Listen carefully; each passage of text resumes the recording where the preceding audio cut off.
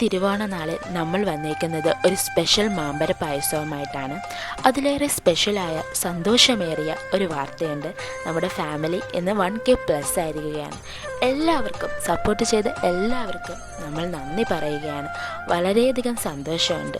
ഇനിയും നമ്മളെ ഉയരങ്ങളിലെത്തിക്കാൻ നിങ്ങൾ സഹായിക്കുക. നമ്മളെ സബ്സ്ക്രൈബ് ചെയ്ത് സപ്പോർട്ട് ചെയ്യുക, ലൈക്ക് ചെയ്യുക, ഷെയർ ചെയ്യുക, കമൻറ്റ് ചെയ്യുക. നമുക്ക് വേഗം വീഡിയോയിലേക്ക് കടക്കാം. വൺസ് അഗെയിൻ എല്ലാവർക്കും താങ്ക് യു സോ മച്ച്. കുക്കറിൽ ഒരു വിസിൽ വരുന്നത് വരേക്കും വേവിച്ചെടുത്ത മാമ്പഴമാണ് നമ്മൾ ഈ ഉരുളിയിൽ ഇട്ട് കൊടുത്തിട്ടുള്ളത്. 500 ഗ്രാം ശർക്കര നമ്മളിവിടെ ഉരുക്കി വെച്ചിട്ടുണ്ടായിരുന്നു. അത് നമുക്കിതിലേക്ക് ആവശ്യാനുസരണം ഒഴിച്ചു കൊടുക്കാം.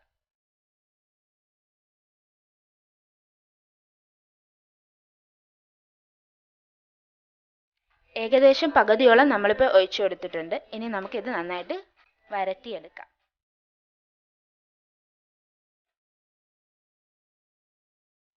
നിങ്ങൾക്ക് മധുരം കുറച്ചുകൂടെ വേണമെന്ന് തോന്നുന്നുണ്ടെങ്കിൽ അല്പം ശർക്കര കൂടെ ഇതിൽ ആഡ് ചെയ്ത് കൊടുക്കാവുന്നതാണ്. നന്നായിട്ട് വരണ്ട് വന്നിട്ടുണ്ട്. ഇതിലേക്ക് തേങ്ങാപ്പാൽ ചേർത്ത് കൊടുക്കാം. 2ാം പാലാണ് നമ്മളിപ്പോൾ ഇവിടെ ആഡ് ചെയ്ത് കൊടുക്കുന്നത്.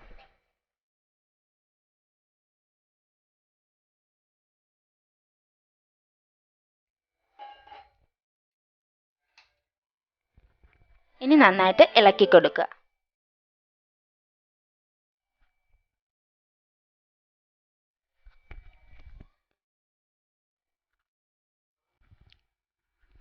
നന്നായിട്ട് കുറുകി വന്നിട്ടുണ്ട്. ഇതിലേക്ക് 1ാം പാല് ചേർത്ത് കൊടുക്കാം.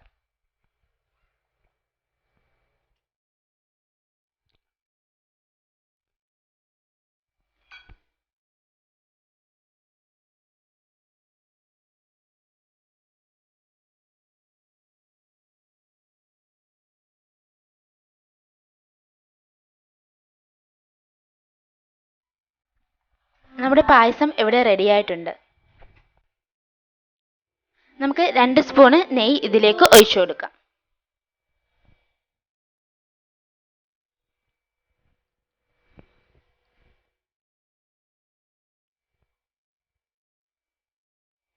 ഇതിലേക്ക് കാഷ്യൂനട്ടും കിസ്മിസും നമുക്ക് ചേർത്ത് കൊടുക്കാം.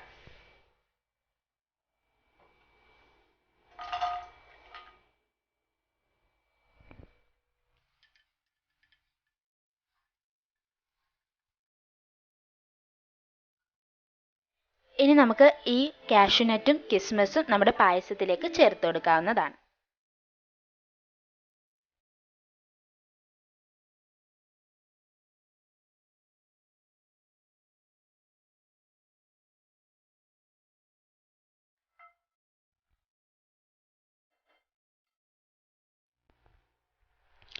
മുമ്പുള്ള ഓണക്കാലം അപേക്ഷിച്ച് നോക്കുമ്പോൾ ഈ ഓണം അത്ര സുഖകരമല്ല എന്ന് ഞങ്ങൾക്കറിയാം.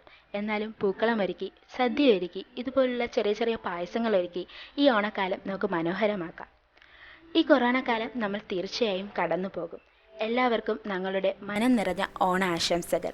വീണ്ടും ഒരു നല്ലൊരു വീഡിയോയുമായി നമ്മൾ തീർച്ചയായും വരുന്നതായിരിക്കും. അതുവരേക്കും എല്ലാവർക്കും ബൈ ബൈ.